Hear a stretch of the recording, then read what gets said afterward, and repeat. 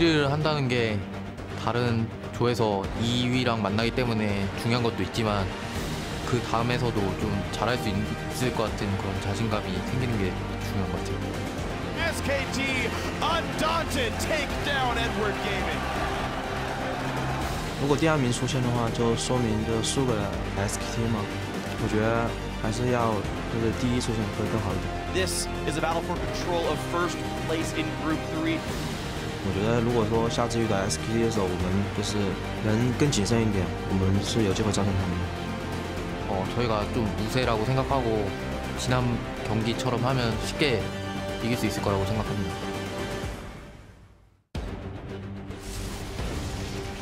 SKT demolish H2K. Death gets himself 3 kills in 4 minutes. SK Telecom T1 barely take any damage as they ace Edward Gaming.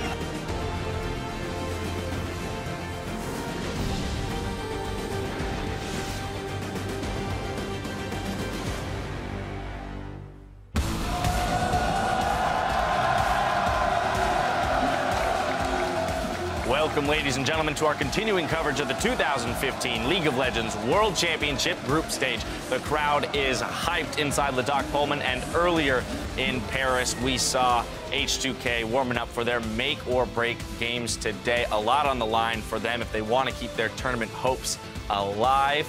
And, of course, Coma and Cacao hanging out, catching up, friends as ever. Now, SKT, they're getting in the zone, though, to face off against Edward Gaming in our first match of the day. That's a big one. Very important to determine which team will be coming out first. And Pawn and Death looking ready to go. Again, they're fighting for first place themselves. Hello, everyone. I'm James Dash Patterson, here to break down all of today's action with the help of Season 3 World Championship finalist and former captain of Royal Club, Tabe. Welcome to the desk. Hello, Dash. And then, of course, we have OPL's Jake Spawn Tiberi and Rockhat's Jacob Yamato Kennen Mebdi. Oh, there it is. Energy on the desk, starting out the day in the right mindset. Well, yesterday we saw Group A turned on its head as the Flash Wolves and the Coup Tigers emerged as the top 2 teams, and they will advance to the knockout round of the tournament. Gentlemen, let's start with Flash Wolves after a tremendous showing yesterday. Yeah, the Flash Wolves, they came up big and they had their 3 core players that we talked about, but Alan Stake performed so well yesterday. You know, finally Maple had the games that we were looking for. Casa went absolutely berserk. This is a team that behind their shot-calling support player just looks amazing. It's like my highlight of the team has to be Maple because I finally feel that they have the right idea of how to use him, simply because they put him in weaker matchups before, and finally they put up the LeBlanc, put him in stronger matchups, and he's creating advantages. I think Flash Wolves is doing a really great job because when everyone is using Twisted Fate or Azir as mid lane, Maple stepped up using LeBlanc. And I like the synergy between Stake and their ADC because they are using Jinx, Lulu, and LeBlanc. Do you think because Stick isn't playing that good because he's the caller of Flash Wolves, but because of his mechanic skills is not as good as other players in the world, he chooses to use Lulu to protect Jinx and LeBlanc. Yeah, it's that overall synergy. Yeah, he's just able to get his assassin in and out of that fight. That's what we said. They either had the Lulu or the Morgana every time they were willing to play that assassin, and it just set up kills all over the map. Another team that was showing quite a bit of synergy was the Coup Tigers. I mean, they dismantled teams in some of our faster games of the World Championship. Yeah, it's so funny with Coup because they struggled against Flash Wolves and they said it was because of 2 surprise picks. But then against CLG, they gave everyone the recipe to take this team apart. And boy, did they look impressive when they were able to do it. They completely shut down the mid lane. And then that fast push strategy that revolved around the Viger, around the Azir, just completely, I guess, collapsed on itself. It's like my biggest question about Coup was always Kuro. Like, his performances on Lulu and Victor have been great, but when I see his performance on Azir, it's been very, very underwhelming. Well, yeah, you compare, although he did go 2-1 yesterday as Azir and had somewhat of a decent scoreline, you compare that to the fact that he was 2-10 throughout the entire year of 2015 on that champion, it kind of brings into question why exactly they're prioritizing that pick for him, unless he's been putting on a fair amount of practice. Well, although yesterday marked the end of CLG and Pain Gaming's run at Worlds 2015, it was still a very special day for Pain's BRTT, who locked in his duo partner for life. This is, amazing. Most successful wildcard team ever. Most successful proposal at Worlds. What more can you ask for? I feel like that's the perfect end cap to, a Worlds run for any player. He's a real winner. He is absolutely a real winner. And, of course, looking towards today's games, it's all about Group C, where SK Telecom reigns supreme at 3-0, while Edward Gaming are right behind them. And, of course, H2K and Bangkok Titans follow them up. Now, the fight to advance to London continues in just a few minutes, starting with a clash between those two Goliaths. Then the Bangkok Titans will go up against H2K and stay on the stage to face Edward Gaming later on. A lot of eyes are pointed towards this first game, as SKT got the better of EDG last time, but if EDG can even it up this time, they could force a tiebreaker for first place at the end of the day. Yeah, this game is the game that everyone's looking towards. SKT in a very methodical game, I'm going to say, good lane swap into very good team fighting, pulled EDG apart the first time, but I think that there are things at EDG, and I actually want to hit Tabe on this one. Do you think that EDG can take this game? I think EDG versus SKT, the last game, if they want to win SKT this time, they have to learn from their experiences last game. For example, their top laner, Amazing Jade, isn't doing very good against Marine. And the second thing is they have to know that after lane swapping, how they have to handle with the turrets.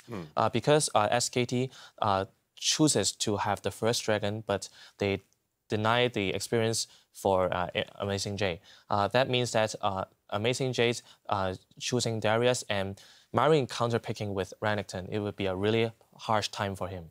Now, Yamato, we saw between these two teams that SKT was able to close the game out very cleanly after getting just a small advantage early in the game. With these two teams operating at such a high level of play, how quickly or how soon into the game are we going to look for things to tilt one way? I feel like one big mistake is always the deciding factor in high-level play. We have two very, very strong teams, and these are teams that are going to take an advantage and ride that throughout the game. In this particular game, it was exactly as Tabe said. We had a lane swap situation where Amazing Jay was sent to the wrong lane. He was in a lane that was like the creeps were moving towards the enemy, and it's very hard because the jungle would just crash you. And then, of course, the Drake fight. Yeah, and the thing about EDG is that they wait for their advantage a little bit later. SKT is a team that like to get their advantage at about 13 to 15 minutes. EDG like the 22-minute team fight where they can take everything off the map. They take the Baron, they take a Dragon, then they slowly crush you out. So I feel if it's an equal game for longer, it actually suits EDG. But if SKT can get another early lead, they are methodical at strangling you off the map. We had the statistic coming into the tournament that SKT at 10 minutes averaged about a 600 gold lead, but then by 20, nearly 3,000. So they really do blow open those leads quite significantly in that first 20 minutes of the game. Well, as the bracket continues to fill in, we want to take advantage of having Tabe with us on the desk to get an insider's perspective on the player experience at Worlds. So send us your questions about his personal experience on the world stage, his signature anti-support, or his thoughts on the tournament so far. Just tweet at @LullySports with the hashtag AskTabe, and we'll be bringing him about later in the show to pick his brain. Now, one last piece of business before we get to the casters for Game 1, SK Telecom versus Edward Gaming, two of the strongest teams in the tournament going head-to-head on our first game of the day. Who's going to come out on top? Tabe, we're going to start with you. I think SKT will win the game. But the thing is, because I'm not sure about if EDG has enough time to deal with Marine, because I think Marine is one of the best top laners in the whole game, and the patch in the Worlds is the patch of the top laner.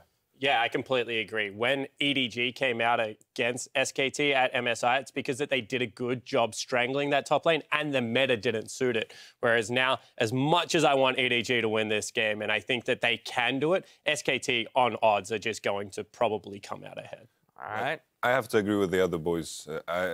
My percentage odds has to be like 55-45 in favor of SKT, simply because of the mismatch in the top lane, as you said. And I think there's a mismatch in bot lane for EDG's side, but I just think the top lane is just so much more important, as Tabe has mentioned. If they win, it will be because Deft goes off. We saw when they came up through the gauntlet run that they had that Deft was able to play a great AD carry. And if they are going to win, it will be through Deft. And it's also very important to highlight SKT's smart draft. Like the way they picked the Renekton into the Darius, the Ryze into Echo. 2 picks that we haven't seen before in these matchups, and they just dominated the laning phase. Well, regardless, both teams here looking to make a statement to start off the day. Now, before we dive into that matchup further, we're going to send it to Shox for a word with some of the Bangkok Titans.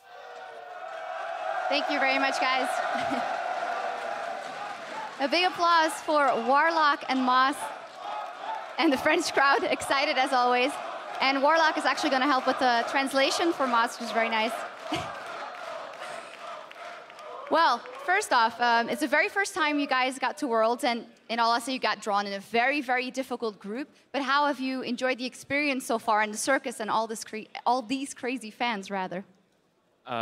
เขาถามว่าเราได้มาเวิลด์ครั้งแรกอะแต่ว่าได้กลุ่มยากอะไรเงี้ยแต่ก็โดยรวมแล้วประสบการณ์ที่ได้มาที่นี่เป็นไงบ้างก็เราได้ประสบการณ์เยอะเลยครับจากการโดนตบก็หวังว่าวันนี้จะทำได้ดีครับ Okay, so Moss is saying that he's learned a lot from playing against the best teams, and he hopes that today will do better. Okay. Yep. Yeah. You agree with him? You have anything to add to that? No. No. Well, I'll ask you the next question. You mentioned already you got to play all these great teams. Yep. What game do you specifically maybe have your eye on in this one to get that victory for you guys and maybe a couple of victories? I think we're just trying to treat every team the same or every game the same, or at least that's what I think we should be doing. I'm not sure, so I don't think we have any team in particular that we want to focus on. What has it been like playing especially teams like SKT and like EDG, who are considered some of the best teams in the world for you two? ถามว่าได้เล่นกับทีมแบบเก่งที่สุดในโลกอย่าง SKT กับ EDG รู้สึกไงบ้างก็รู้สึกดีครับรู้สึกดีแค่ All right, he just says this, he's just glad to have a chance to play against the best teams in the world, and that's really it. Yeah, well, I would give you guys the best of luck for your games today, and since you've been playing those teams, who do you think will win between SKT and EDG, the very first game in this group, the huge matchup? คิดว่า SKT กับ EDG ใครจะชนะ SKT ครับ Yeah, he thinks SKT will beat EDG. As for me, probably the same. I'll go with SKT. Why specifically? Why are they so good? I just have a feeling. I don't know. You just have a feeling. Well, that goes a long way. Thank you guys so much, and good luck today. And, well, thumbs up, and hoping that you guys can get a victory here today as well. Thank you. All right. And now for us, we're going to dive into our very first matchup of the day, as it will be SKT versus EDG. Thank you very much, Shox. Hello, everyone. I am Max Atlas Anderson, and joining me for this globe-trotting cast is David Freak Turley and Mitch Crepo Vorspulse. My goodness, this is the big one yet again. First up. I mean, it's going to be a really wonderful match. This is probably what looks like a battle for first place here between SK Telecom T1 and Edward Gaming. It's the rematch of MSI. We talked about that last week, but of course, SKT crushed it last time around, so they're the team to beat. Yeah, just in addition to just SKT playing well individually, just how they played it out as a team, you know, macro-wise, the way they distribute their resources, kept pushing it the right ways, they made it look simple. They beat one of the top contenders in Worlds after getting a small lead early game, but they snowballed it so well that they made it look easy and simple, and I love watching teams play the way they did right there. In addition to that, I think their champion pool depth was very interesting to see Faker come out with the OF counterpick to Aurelia. Yes, it wasn't a match that was likely for them to be won, but sure, he plays so many champions. He plays the Ryze mid, the OF mid, and then on the top lane, suddenly everybody forgot about the Crocodile. Renekton comes in as a stylistic, you know, hard counter to these Juggernauts, because Renekton just does what they do, but better. So yeah. I really like that they go off the grid a little bit. They reinvent the meta game in addition to having such a good macro game. They look like a strong contender for first. Yeah, I mean, they look really good. I really do like that top lane matchup where everyone cares about Darius and SKT. Lets it go. Like, no, go ahead, pick the champion up. And they have it already. So master plans, definitely awesome. SKT, we talk about them having control of, honestly, the entire game. We talk specifically about that EDG matchup because The top lane, you talked about a little bit with the counter pick, but also Edward Gaming didn't do their top lane any favors as well. As far as the lane swap itself went, they went greedy. They took a dragon early on, which meant they didn't finish off the bottom lane turret, and they meant Amazing J missed one extra wave of experience because he was fighting the dragon instead.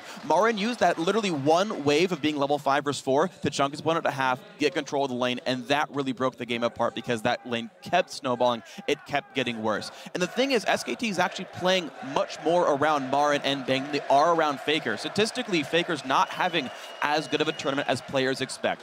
If you don't count their wildcard games because they're a bit more crazy, he has got the most deaths on his team, and he has less kills than either of those top lane or bottom lane carries, as well as less CS than either of those. So Faker right now is actually not the one carrying SKT. He seems to be a little bit more of a target freak as opposed to necessarily the carry for the team, but he is managing to get all of that attention there in the mid lane still. But before we load onto the Rift, let's look at the starters. For SK Telecom T1, we have Marin in the top lane, of course, joined by Bengi there in the jungle. Then there's that mid lane everyone knows about. Faker, the man himself, Bang on AD, and Wolf on support. Of course, the Coach Coma there as well. And meanwhile, on the red side, hoping to take first place back in the group, the LPL's Edward Gaming. Amazing J still here up in the top lane. Clear Love, the jungler, many consider the best in the world. Pawn, world champion in the mid lane. Deft on AD carry, an amazing one in his own right. Mako is here on support with Coach Aaron behind them leading the way in picks and bans. Yeah, and we'll see whether EDG can manage to come back swinging in this game. Of course, try and even things out here against SK. And I had a few questions about the pick ban phase as well. Didn't necessarily like the Jarvan pick. Haven't seen Clear Love on that champion for a very long time. Seems to have fallen out just a little bit. Yeah, they're playing a very snowball-y composition there with just a lot of brute force attackers, so to say. But then if you get countered by in one matchup by the Renekton, which is does it all that better, you know, early trades, high base damage on the spells, even added mobility. So where Darius lacks mobility, Renekton can choose to opt into a fight and out again. So there you have that mismatch. Also, you touched on it just now, the early dragon. That is the biggest tempo swing in lane swaps. And we have yet to see at World so far a team come out of a lane swap ahead by taking a dragon. Very rarely do we see that because it just slows 3 or 4 members down. They, in addition to doing the dragon, have to base. They lose about a minute worth of play on the map. Even if it's not getting experience, it's pressure, it's vision, it is information, and it just puts you behind. Yeah, and it seems a little bit like sort of the Chinese style as well. In the LPL, it often went the way of you'd trade that top tower for the dragon. That's how the lane swap worked. But here in patch 5.18, it just doesn't seem to work out the same way because you can snowball that gold a whole lot easier. Yeah, the Western lane swap just speeds up that process where the tower falls generally a lot quicker and the wave gets bounced. So in addition to that losing the tower, the wave gets frozen, put on the top laner. Then when the matchups, you know, come back 1v1, 2v2, you're just too far behind, especially if you have a team that knows how to play around their strengths and weaknesses, a team like SKT. It is risky to go for that dragon. Yeah, and we saw that risk pay off. Actually, just talk sort of more about that time they played last week because it's kind of what we have to go off of now between these two teams. One game sample size. Yeah, it's the one game sample size, but there was one extra part that I think was really worth talking about, and it's Bangi's impact on the map, actually, especially compared to Clear Love. You talked about Clear Love, you know, playing Jarvan, trying to make a really snowball-y game and whatnot. He even ran a bunch of armor pen on his room page. I went and looked at it after the game. Like, no attack speed at all on Jarvan, which means he's clearing much slower than this Rek'Sai. But basically, Mako... Or not Mako, sorry. Wolf and Bangi got a bunch of deep wards down inside of Clear Love's jungle. And Clear Love was spotted for about half his jungle camps. And everyone knows, okay, Jarvan's killing the red buff. We're going to be fine. No big deal. Whereas Bangi was invisible the entire time. And for about half the laning phase, when Amazing J matched back up in the top lane against Marin, he's like, I don't see Rek'Sai, and my turret's dead, and just sits like 2 to 3 screens away from the minion wave and waits because he doesn't know if he's going to die or not. He doesn't want to be the one to feed and break the game open. And that was an extra reason why this early game went so badly for EDG last time. And that deep vision this tournament has been fundamental for teams to start winning because we saw it even look at for example, the game of Origin versus TSM where it was impossible for TSM to get any deep wards because the jungle was dark, whereas Origin were playing with full information. We'll have to see if these teams have fixed that vision game because both of them actually mastered pretty well. SKT has really just map control, and EDG, for me, are the masters of abusing Fog of War. So maybe if the game goes a little more even, stale into the mid game, we could see that come out from Edward Gaming. That's right, but we are into Champion Select, everybody. We do have Rek'Sai banned away first up here from SKT, and Edward Gaming have taken away the Mordekaiser. I'm a little bit personally sad about that. Annie, though, banned away from Mako there as well. Well, Mako is incredibly good at the champion, so, and that's the thing is, SKT, when they're not on red side, they will almost never ban these, like, air quote OP champions, the big power picks that everyone cares about, right? You see, like, the 87% Gangplank and Mordekaiser bans. Those are traditionally red side bans. EDG just kind of playing their part instead of trading these picks back and forth, as many teams often do with, like, the old power picks. It feels like right now at Worlds, those champions keep showing up on the red side bans, and it's hamstringing EDG's choices here. Yeah, and if we look at this as well, it's the fact that Rek'Sai is the first ban away here, and it was first picked by SKT when they had the opportunity to last time around. The Kalista was the first pick from EDG, but now once again, Rek'Sai denied from Clearlove, and he's just a fantastic Rek'Sai player, and see whether he can make anything else happen on a different champion. Yeah, EDG ban out of Azir, that means Kalista, Elise are open. Yeah. You're thinking of Darius too. Obviously, with the one-game sample size, that was the game last week, SKT1 has no rush to pick that Darius up as a champion, and they can just wait, whereas EDG, they might be not inclined to pick it up at all because they're afraid of their next counter pick. And I don't expect to see them pick their support right now either. Last time we saw these teams, there was an early Alistar ban, which then meant an early Braum pick, and that was they're trying to pinch champions this way, but instead, it's interesting they're going somewhere entirely different with it. They could go for, Edward Gaming here could go for an early AD carry support pick, more so to just secure the support they prefer. Obviously, there's no pressure on the jungle pick. They still get to reveal one more pick later on if the lanes want to hide their picks too. They do end up going for Gragas here. Just a generic jungle pick, really. You could fit that into any composition. Yeah, I don't know. I don't know whether I like that. I just want to see Clearlove play Lee Sin again. His KDA on the champion is unbelievable. This guy is a fantastic Lee Sin player, and we've seen this patch has been a little bit nicer to the guy, but Bengi is going to... bit of a no-brainer lock in the Darius here. Well, that's the thing is, again, SKT actually, I don't believe they've played it themselves. They're happy to let other teams go for it and counterpick themselves. We see so many teams hover a champion just to try to make you pick it. To be like, remember this guy? Remember how good Tom Kench is? You want to play that champion yourselves? And again, we're seeing SKT hover and then switch champions. Right there's the Tristana lock-in. I think we're doing a brief call-out to his Tom Kench AP mid game from earlier. Of course, yeah. But there is the Darius after all. Yeah, touching back on the Gragas pick, I do like it in the sense that it gives you a well-scaling tank that still has early pressure. In addition to then getting a tanky support that can play even more upfront due to Fate's Call, that easily opens you up for a triple threat composition. You can go really for split push oriented or just triple carries because your front line is already kind of taken care of. Even if you go for a mildly less tanky support like Thresh, having Fate's Call, being able to reposition your support is so valuable in terms of peeling, even engages. So I really like the composition set up for Edward Gaming, and they can still go in any direction. Gnar can still opt into very split push heavy builds, or later on into very just, teamfight centric builds too. Yeah, and the catch comp once again. It seems like Faker has the idea of, I really want a Rune Prison for a Kalista, so I can just lock her down, we can exploit her in that moment and take her off the board. It was a fantastic way that they dealt with it last time around, and Trundle would be interesting. Yeah, well, we'll see. I do really like what happened with the Ryze versus Kalista. It did work very well for SKT the first time around. That was the matchup they got for themselves. But EDG, I think, have done a very good job in Champ Select right here. Before, they lost both their solo lanes to SK Telecom T1. They lost the Darius Rek'Sai matchup, or Renekton matchup, and they lost the Echo versus Ryze matchup. Now, EDG gets to last pick, or basically counterpick both their solo lanes. Now it's Gnar and the Darius, and it's last pick for Pawn. EDG should have a much better laning phase now. There are dissenting opinions whether Tristana Morgana beats Kalista Thresh or not. I think it's a skill matchup in essence, but if they play equal, I think Kalista and Thresh actually have the early trade advantage. So that would mean that SKT1 is definitely looking for a lane swap, since Gnar absolutely bullies out Darius in lane. So we have the counter pick in mid lane right now here. We'll have to see what Pawn ends up locking in, but overall, this is very likely looking that SKT1 wants to engage a lane swap. Well, they do. Yasuo is currently the hover here for Pawn, of course. Definitely one of his, it's a Pawn flavor champion, but it's probably not great into the old Ryze. But this is definitely a signature pick. If it's the Twisted Fate, that would make some sense. And this would be very good for the lane matchup itself. Great gank synergy, targeted stun, come with a Gragas afterwards, as well as getting around the map and setting up all these picks. Yeah. We've seen so many good TFs at Worlds so far. I love seeing the champion. There it is. In addition to the 1v1, that is actually pretty passive because Ryze really can't punish the TF. TF has really good spacing in lane, stands at a distance, farms safely. When Ryze goes in for the chain combo, it will get broken with a gold card. TF can simply walk away in that sense. So Edward Gaming are locking in for a very pick-heavy composition. 1-3-1 is what they want to be looking for later on. I'm not sure if they actually move the TF to the bottom lane or not.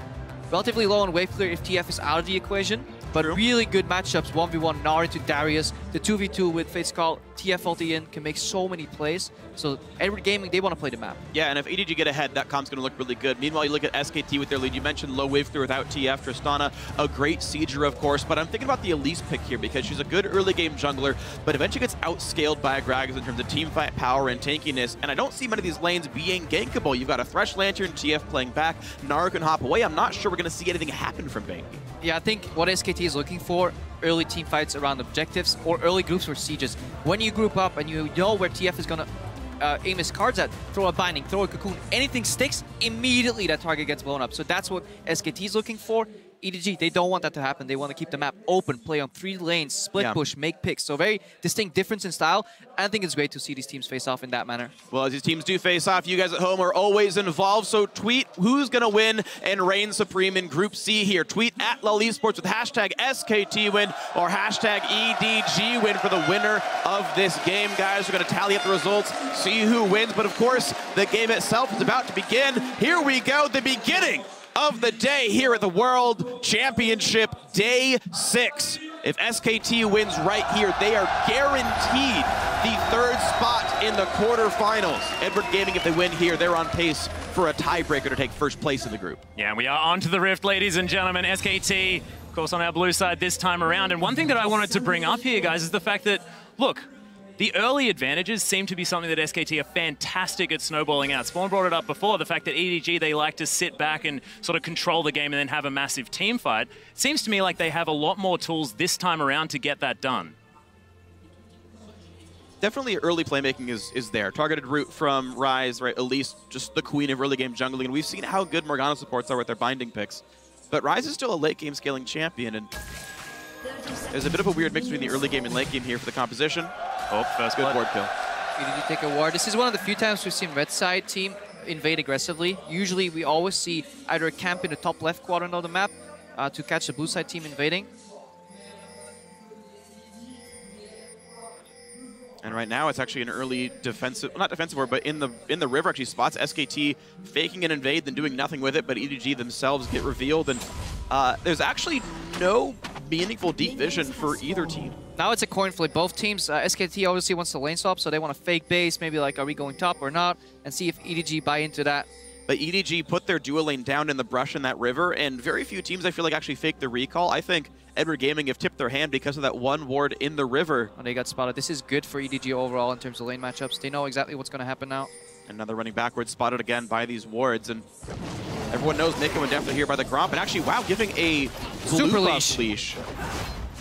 Yeah, and Deft actually some auto attacks onto Wolf here as he makes his way back towards the bottom lane, standard lanes. This could fix the matchup if SKT can keep pushing aggressively on the bottom lane to deny those trades here. Let's see if Bank can get some trades off. Obviously, if the explosive charge is what you really want to trade with, but the passive from Kalista with double range is incredibly hard to fight into early. And Mako didn't land the auto attack onto Banks. There's a big chunk of the health that they would have gotten from the Kalista W passive not triggered there. So the first trade did go SKT's way. Ooh, Dark Binding is going to miss here as well as Mako. Cheeky auto attack onto Wolf. Yeah, and you can see, oh, really good play though with the exhaust. Clearlove's coming down.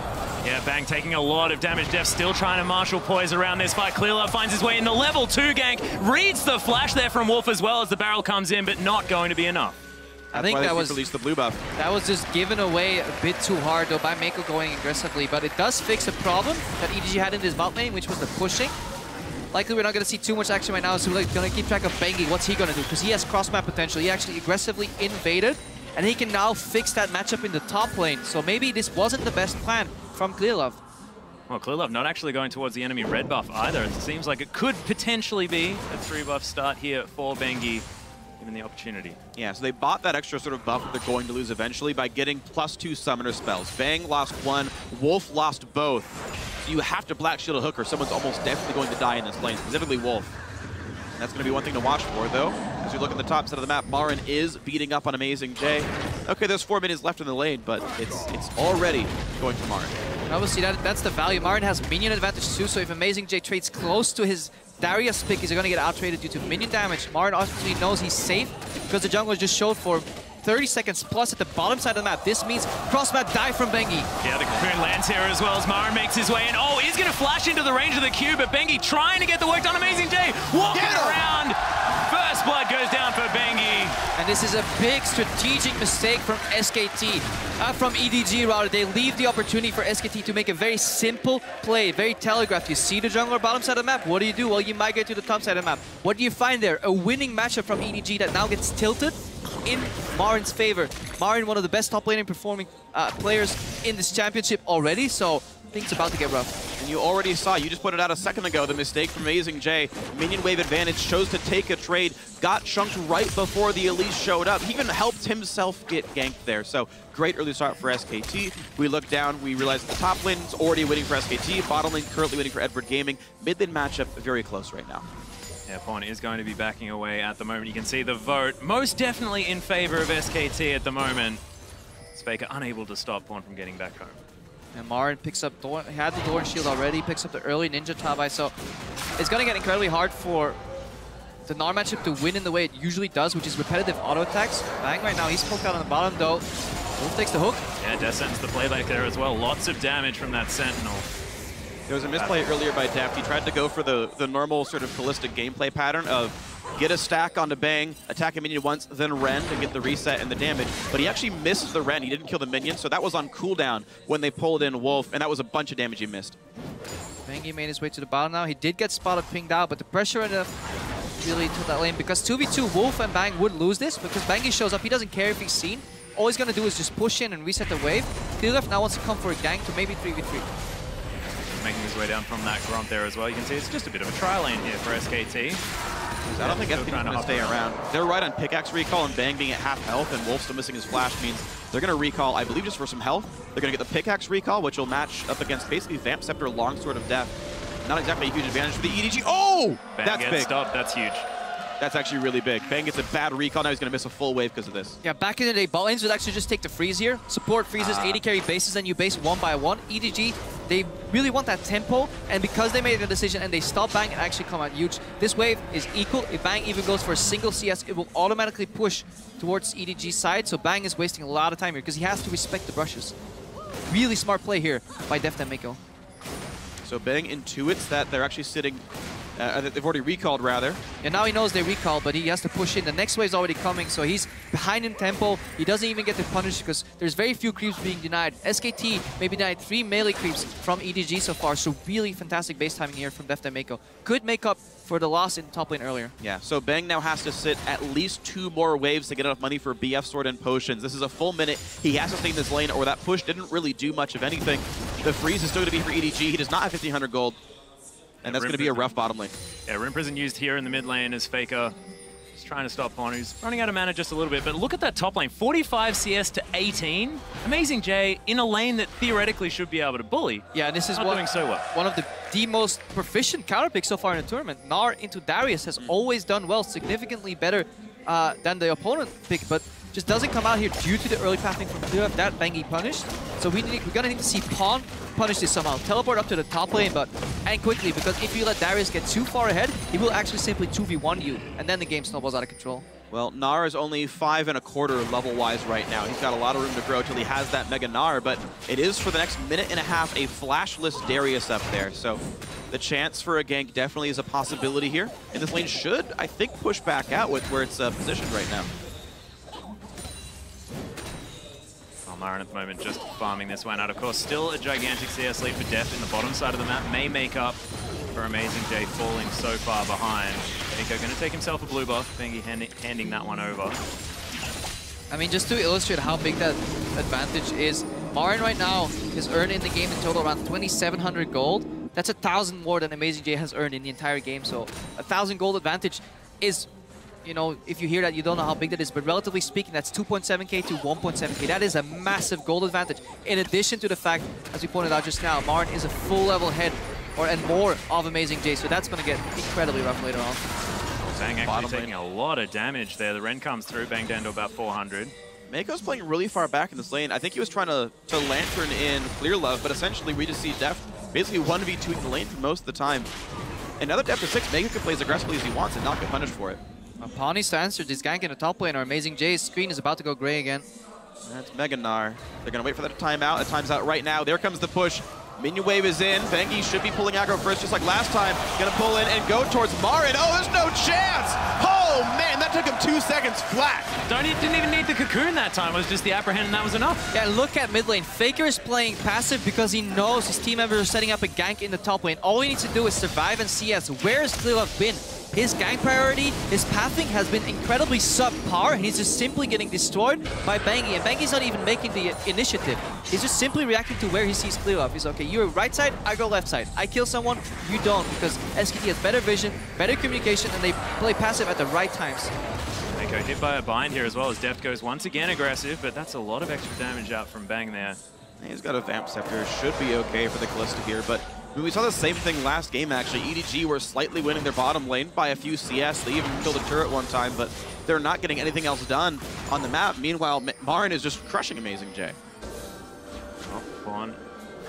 Love both in position here as Bengi's trying to take down this pink ward. Oh, Golkar dodged there by the repel as the flash is used from Bengi to get him out of trouble.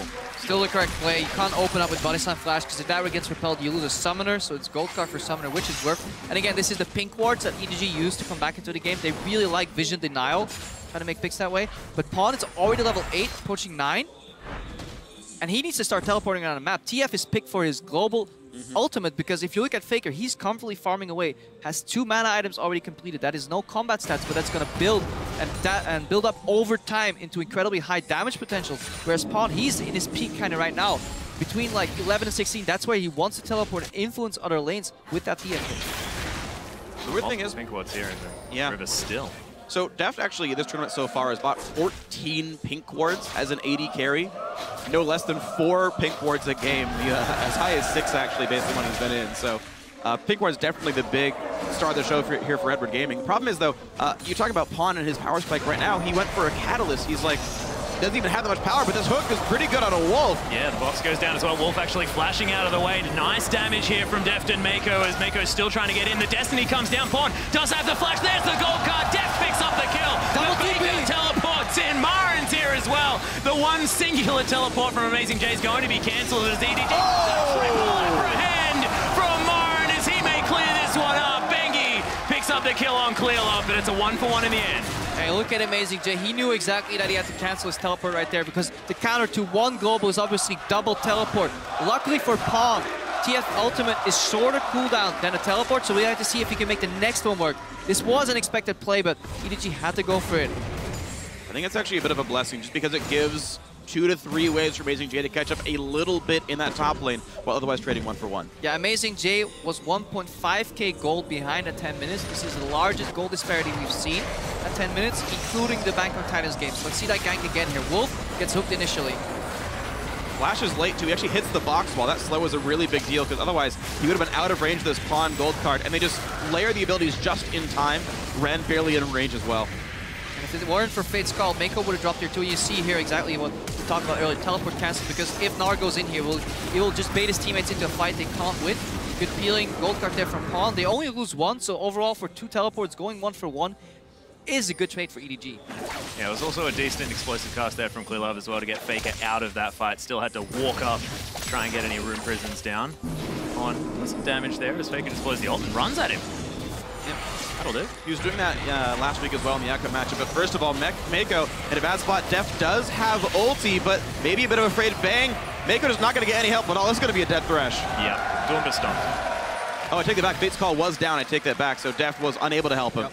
That's honestly a mistake from Mako. With such a short cooldown on Fate's Call, you can't afford to move into that rush with no vision. Just wait for the safety. If you waited 10, 20 seconds longer, Fate's Call comes up and suddenly you can make uncounterable plays almost. Well, Deft takes away the Grump, but the blue buff is going to be stolen. Faker actually picks that one up.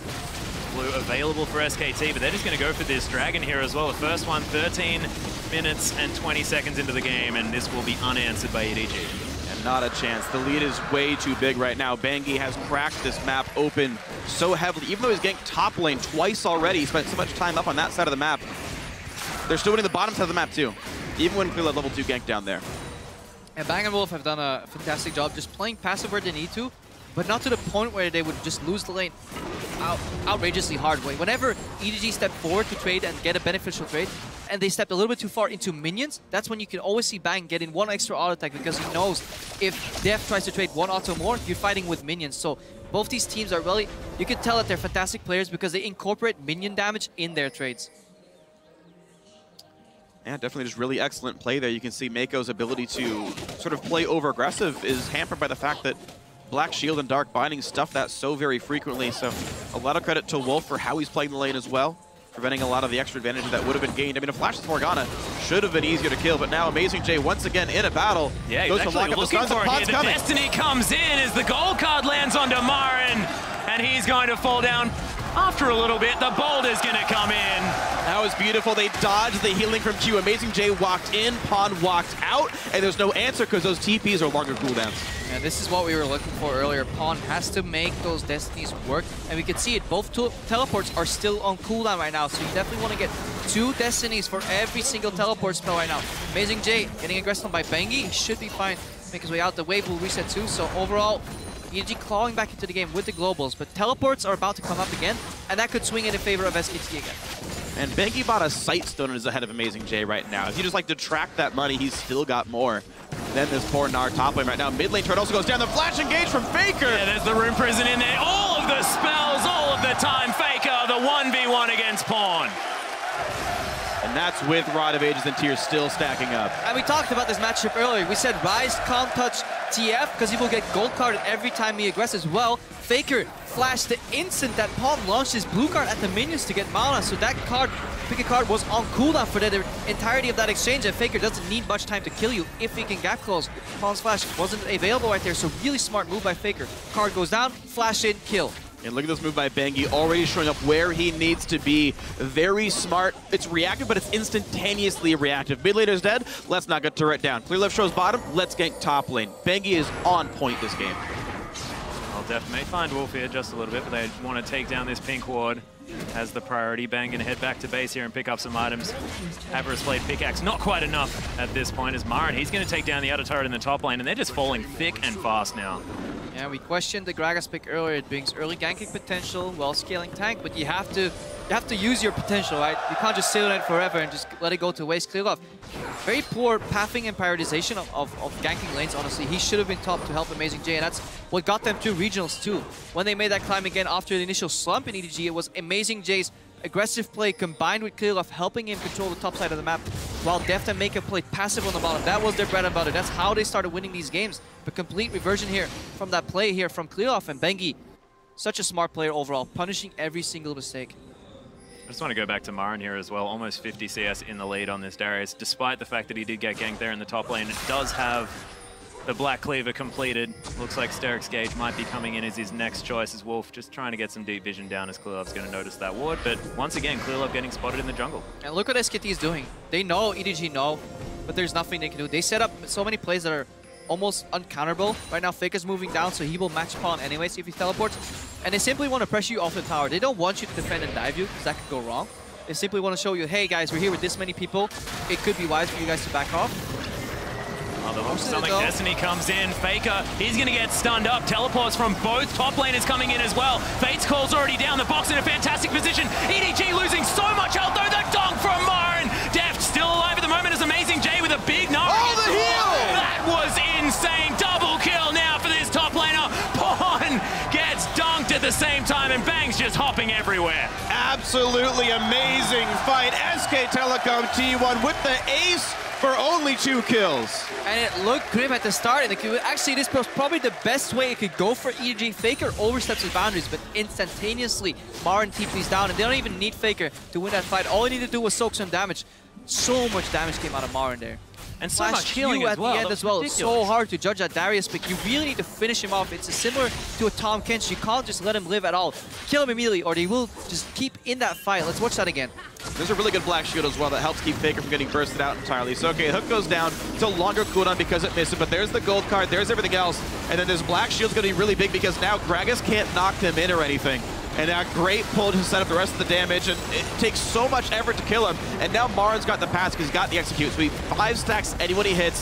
Stun lands, and watch this Q. He flashes to line it up, and I believe he even hits 2 champions. He nicks Pawn as well as the hit on the def, and that means he doesn't die nearly fast enough. Yeah, more importantly, Bang went untouched that fight. He finishes the fight on 60% HP, 40% right now, but almost no mana because he was jumping around all the time in that fight. When you have 3 really big threats, they had to burst Faker, then they realized that Marin would drain pink them, plus had the Noxskin Might on already, so what are you going to do except ignore the Tristana? And this is another point where you just tunnel so hard onto Faker when you're up against SKT, because Def used his rend incredibly early just to slow Faker down, and then couldn't kill Marin in that team fight. He just couldn't get the damage across. And this is a stylistic mismatch between these two compositions that we touched on earlier in Champ Select. EDG, they want to make picks, they want to pour in and punish you from being in a bad position, but once all 5 members are combined, SKT win the team fight. They have a favorable teamfight composition, especially in the early to mid game, where Elise doesn't fall off at all. Her damage, her base damage is very, very much so relevant still, and they just have too many threats to deal with. EDG, Tunnel Vision on Faker, well, there's 4 other SKT members ready to kill you. And the thing is, Faker's ready to answer whatever EDG does as well. After he finished the Rod Evasion in the tier, he grabs upgraded boots and gets Distortion Enchant. So his Summoner Teleport is on a much, much lower cooldown. It's sitting at 223 seconds. It's under 4 minutes now, and that's if he goes to a ward. It's even shorter when he goes for things like turrets. Yeah, to compare that to Destiny, Destiny right now is at 114 seconds, so for every 1 teleport, roughly give or take, there are 2 Destinies available, but that means Pawn has to be able to use them on cooldown. And SKT's River Vision has been really great so far, so they usually have a good idea of where Pawn is moving, and then they play accordingly on the lanes. It's been incredibly rough for Pawn to really find an opening where you can find a pick 2v1. The only one really happening there was that gank on Mar in the top lane. And he doesn't care because he's still so far ahead. Yeah, this actually finishes the Sterix gauge from a longsword, I believe. It's interesting as well, if you watch SKT's warding pattern, it's been all bottom lane for the last like 10 minutes straight. They're okay with Mars sitting on an island up there and slowly winning his matchup against Amazing J. They're making sure this bot lane is still going according to plan. I mean, look at Amazing J. Every single Gnar we've seen so far, the debate was, does he go Black Cleaver or Frozen Mallet? Yeah. To beat up on the Darius. Well, Amazing J says, I can't even win 1v1 anymore, even with superior items, so I have to spec into teamfight Gnar with a Sunfire cape. That means EDG is stepping away from their win conditions, which is the 1-3-1, which are destroyed by now by SKT, just like Mako's about to get destroyed if it weren't for Fate's Call. Will they go in though? Going to be there. Marin's in front. Oh no! Mako chose to go in. That's cast by the support. He dies for free. Marin in a 1v2 gets the double heal though. Def's life is not good. Dunk comes through. One more hit will kill him. He'll bleed to death for sure. Faker kills off Clear Love. Def's somebody else keeps him alive, but that was silly. Yeah, I think silly is basically the only word for that. I mean, I don't know why the Fate's Call was used to re-engage, but the Black Shield was fantastic. There wasn't even a knock-up from that. Yeah, Panic Play overall just didn't really use their vision. If you're fighting into Dark, you have to make a guesstimate. Are they there? Then they die. If they're not there, it's easy. Yep. Press R. Can't really excuse that play from Mako overall. I think EDG are grasping at straws right now. It even shows in their item build. They're made for 1-3-1. They're starting to build for teamfight. They will lose the teamfight regardless of what this Gnar builds. So overall, Amazing J trailing behind. Again, Cocoon hits. Mako should know that he has to get the hell out of dodge. Well, he does. He's out. Yeah, he's out. But he gets back into dodge. And then Def walks backwards and forwards, then suddenly, like the thing is, TF could have ulted well before the Fate's Call was actually used. You saw it pop up after he engages. This could have been an easy check for EDG to know what's going on. Communication breaking down here. It's just easy for SKT now. Pawn actually up against Wolf here, who flashes on top of him. Still stunned. That is the ballsy play. The Ignite goes down, Black Shield's there, and Bang's gonna secure it. Faker teleporting in just to say hi to Pawn's corpse. I don't know, Pawns could walk backwards. You see what happens though, breaks the rules, still dies anyway. Yeah. Oh man, SKT kings in this game. They're gonna move into the base right now. Faker flashes in for Mako. Fantastic exhaust is gonna be used though as Bengi. He comes down, but Amazing J finds his way underneath the turret, but that's so much damage. This Bang's gonna lock it down, and this is gonna be the base broken for EDG. SKT support beating on EDG's mid laner. SKT's mid laner beating on EDG support. Everybody beating each other here, but EDG are the losing team every single trade here. Really good aggressive moves here overall from SKT T1. They know exactly when they can win a trade with an aggressive flash, using that to their advantage. And they may actually close here already at before 24 minutes. Wow. Burned up minions. He's going to make it happen. Marin still looking to try and get something done, but Clearlove and Pawn, they're just sitting on the fountain, watching their Nexus get destroyed. The 2-0 against EDG here for SKT. And in a as the battle, Nexus is down. And in a battle that many people thought was a preview of the finals, SK Telecom T1 win in under 24 minutes. They make it look easy. Losing matchups, no problem. Winning matchups, destroy you. I would have loved to see this game play out without the level 2 gank from Clearlove. It was a move. Usually you want to go for moves that are medium risk, high reward. So if it backfires, you know, you're a little bit behind, but if it works, you get fundamentally far ahead, even if that gank worked. The cross-map potential from Bengi ganking top lane was just better. There was a better play for Bengi on the map, facilitated by Clearlove. So overall, that is a big oversight from EDG, and I think that is already the breaking point of this game. And even though you say I want to see the game without that happening, I'm glad we saw the game with that happening, because Bengi to me is so good right now. Back in spring, SKT got a new jungler as maybe a replacement. They had Tom in the lineup playing many of the matches because Bengi wasn't up to snuff. But ever since the midseason invitational, Bengi has gotten better and better and better. And I think he was the reason they won this game. He carried their early game, got those lanes where they needed to be. And Bengi's a pleasure to watch right now. No one was considering him in that top echelon of junglers coming here it was. You've got guys like Kakao, guys like Clearlove. Well, now you better say guys like Bengi, because right now he's making very good choices. He did get some praise, but he wasn't rated as highly as he is performing right now. Bengi overall, impeccable game. And just the communication. I like that SKT, they come into the game every time with a clear identity in their composition. They play to their strengths. They identify also the strong members on opposing teams and then just dismantle them. So not only do they read their strengths well, they read their opponent's strengths well, and then they dance around those beautifully, whether it's in picks and bans with the Renekton counterpick, whether it's in the game with gank prioritization. So impeccable gameplay so far from SKT. Yeah, and it was great play from Bengi there as well, but he was picking on Amazing J there in the top lane, who just did not look comfortable in this Gnar pick. It just didn't work. I mean, picking the Gnar, seeing the fact that, okay, it has worked against Darius in the past, it just doesn't work if you don't know how to play out the matchup. I mean, it was a really big misplay. This is the funny thing is Amazing J played it more or less correctly last week, where he realized, okay, Clearlove is on the other side of the jungle, visible by wards, and I can't see Bengi. And Amazing J played super far back because he didn't want to feed. Here in this game, he has no idea where Bengi is. He knows Clearlove revealed himself on the bottom side and goes, I'm going to trade with you when you have a bigger minion wave, and I'm going to miss my Gnar W. Yep. And then gets chunked about 2/3. Surprise, Bengi shows up, and like Amazing J forgot he's supposed to play much farther back. Yeah, as we can see, Shock's prepping for the interview. We just talk about that matchup more. Just so fascinating. He played it right if he had the illusion of jungle pressure, but he didn't. And then you have to be flexible in that regard. Because playing it the way he did, which is letting himself get pushed in early, taking unfavorable trades, but then having Clearlove would show up in the top lane. Clearlove starts bottom right side, so then he goes top left side for the gank. That's generally what you want as a top laner. You pull the wave back. That guy has no gap closer. Even if you don't kill him, he gets zoned off to creeps. You deny experience. You deny CS.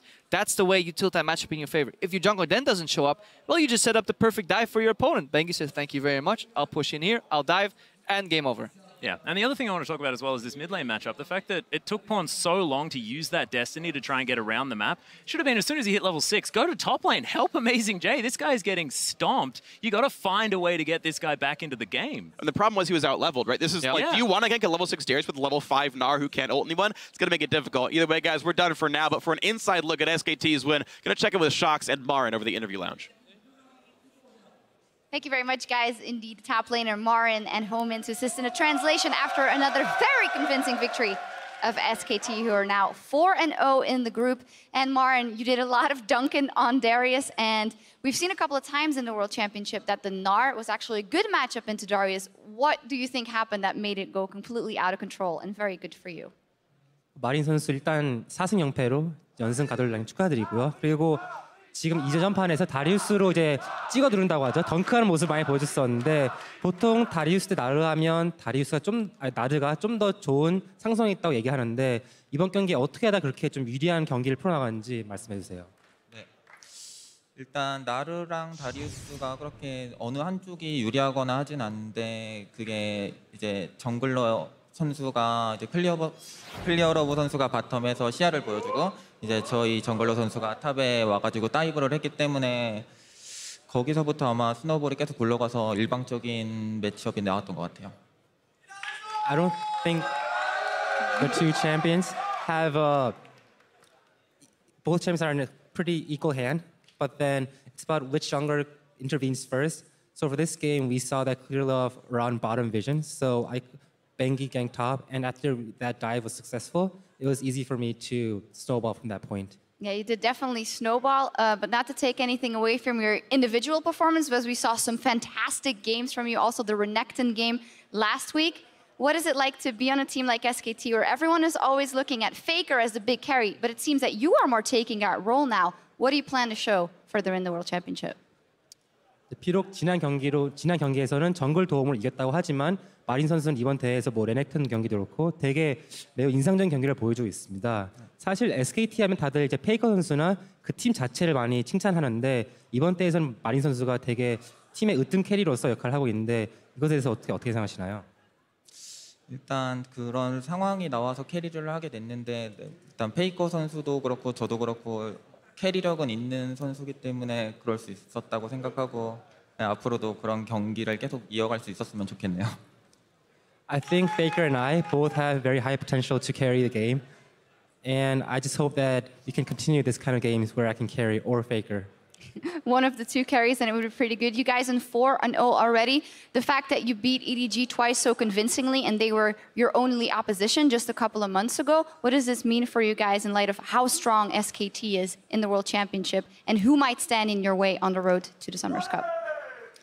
이제 지금 몇 달 전까지만 하더라도 이제 SKT의 가장 큰 적수인 EDG 팀을 조별 예선 때 2대0 꺾음으로써 이제 남은 대회 기간 동안 이제 SKT의 가장 큰 걸림돌이 되거나 우승하기까지 어떠한 난관이 남았다고 생각되는지 마린 선수의 생각을 말씀해 주세요.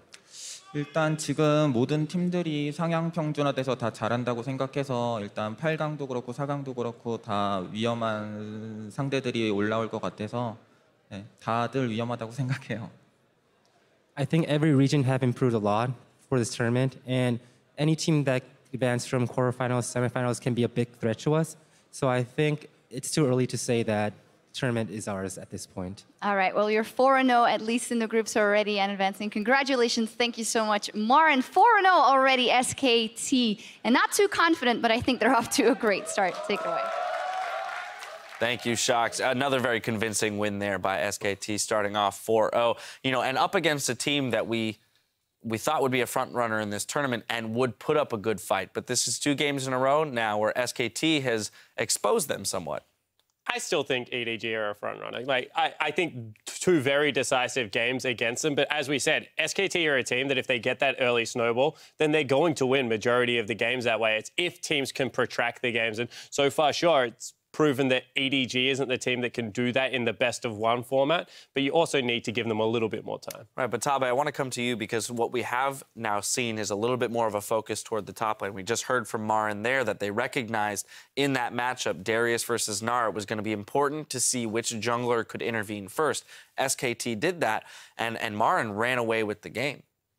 I think that game there's a few critical points. The first point is Elise had the blue buff start, and when he see that Clear Love is invading their bot lane, they're trying to gank the Morgana and Tristana lane, and after they knew that, Benji reacted immediately and went to invade their red buff. But because of afraid of Benji's gank, the lane is being pushed by Darius. Because it is a obvious counter-picking lane. That means Darius should not be ahead of the lane. But because of afraiding the gank of Elise, the lane is towards the tower and the dive is successful and is snowballed very quickly. I think it's so interesting because it's the second time in a row, like in both matchups, Amazing J just gets completely screwed. We had the lane stall situation in the first game and in this game as well. I think even though I think Marin is a better player, which kind of showed in like the overall matchup, still the kind of strategy to just focus on the bot lane is just so strange to me. But one thing I do want to point out is that the bot lane strategy worked. they should have won that. There were 3 potions on Mako versus a mana potion on Wolf. Like, that should have been a very one-sided bottom lane. So they traded a top lane advantage for a bottom lane advantage, trusting that they had CC and not damage in their top lane. What happened was Mako just didn't do anything that game. His Thresh has been underwhelming. They need him on a playmaking support, which is why when I thought that they had Braum available, they would go with the Braum because it sets Pawn up for a lot more success as well and shuts down some of what the Rise is trying to bring into the game. Well, there is something to be said for the Morgana being picked into Braum, which is considered somewhat of a soft counter. However, I will give to you the fact that they were doing a lot of work in that bot lane. We saw that atrocious back timing by the Tristana because of the canceled recall, you know, and that really did put them in a hole. But the double teleport by SKT, Rise and Darius being able to show up in that crucial, you know, gank bot lane, which ended up trading 1-for-1 in kills, which should have been an advantage for EDG, was kind of big in terms of evening out that bot lane. More importantly, though, to your point, Yamato, about mistakes being taken advantage of in these high-level games, when you do have 2 teams that can execute with a lead, we saw a crucial fight 17 minutes into the game in the bottom river. Ends up being an ace for SKT for only 2 kills to EDG. For sure, for sure. The way it starts is kind of strange to me because Bengi is kind of caught off guard. We can start rolling the clip. Bengi uses his repel. My thought process right away is Pawn should gold card him. Bengi's standing right there. They're overcommitting into Faker. Darius gets TP off in a perfect position because EDG is so clumped up. He's getting these heavy Qs off and he's doing too much damage. You try to kill him, he's kind of surviving with his low HP, and then again his Q heals him up and he's surviving way too long. Right, so the idea being that because he uses his only escape, they could have surrounded him as he came back down, killed him, then moved into the rest of the team with a man advantage. So I actually want to dispute that fairly heavily because you look at SKT, every single member has flash and they're fighting on a terrain advantage because Tristana has a reposition continually throughout that fight. You collapse on Elise there and they unload over the wall. All Elise has to do is flash over the wall, Tristana unloads, Morgana unloads. All of a sudden, you were trying to fight at a terrain disadvantage with shorter range carries against a very mobile, very strong at that point. I think that they did the right thing. They collapsed onto the right carries. The person who won that fight was Marin. That flash into the double Q healed him for so much damage. They did not expect the Darius to live that long. If they got rid of the Rise and the Darius at the start of that fight, EDG had a chance because they had very good target prioritization. You hit the Elise at that part of the game, it's already game over. Ooh. Well, I have to completely disagree. It's like, if you just take a look at the minimap at that point, we saw that simply because Bengi got caught off guard, he was kind of a freak. He had flashed straight into Tristana. Well, I think it was fine, huh? Well, I want to move back over to Tabe to finish us off here. With EDG's performance in these last 2 games versus SKT, what do you feel they need to make a change in most moving towards the bracket stage? Because SKT and EDG are front runners here and are most likely going to make it out of the group. But EDG's second seed, as a team, where do you see their biggest weakness? I think EDG's biggest weakness is the top lane.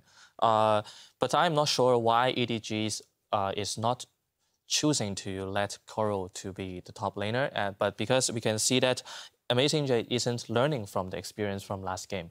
Either he is first picking Darius and being counterpicked by Renekton, or he chooses a counterpicking hero such as Nar as to lane against Darius. Is also has a huge fail. And we can see that, like just now Spawn has mentioned that Mako have fresh and has early ganked by Clear Love. They didn't have enough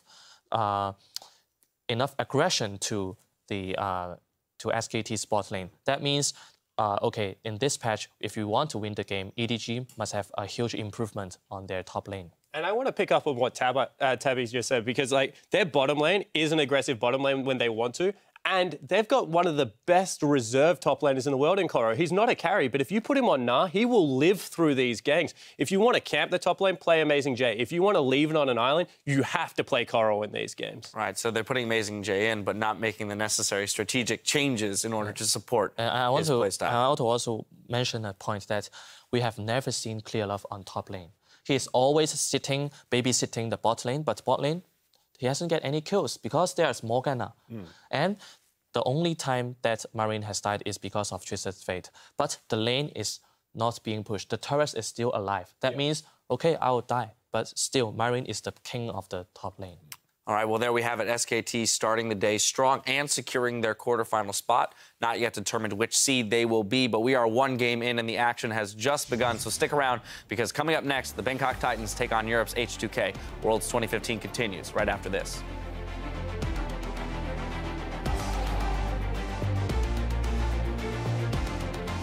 Wins right here. They are guaranteed the third spot in the quarterfinals. Yeah, the Cocoon lands here as well as Marin makes his way in. Oh, he's going to flash into the range of the cube, but Bengi trying to get the work done. Amazing J walking around. Teleport from Amazing J is going to be cancelled as EDG. Triple hand from Marin as he may clear this one up. Jumping de la part de Bang. Bang met suffisamment de dégâts. Bandit au sol. Il reste Amazing J. Fantastic exhaust is going to be used though as Bengi. He comes down, but Amazing J finds his way underneath the turret, but that's so much damage. The 2-0 against EDG here for SKT.